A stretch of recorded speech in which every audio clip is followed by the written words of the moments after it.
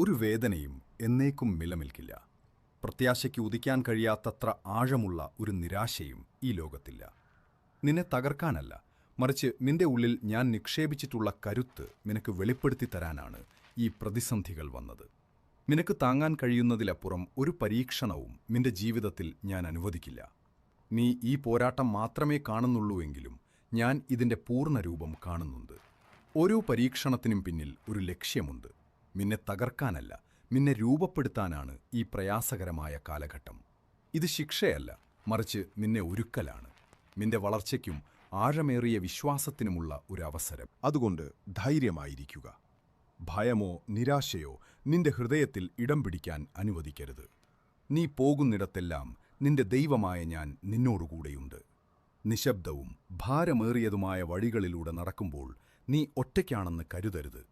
നിന്റെ മുറിവുകളിൽ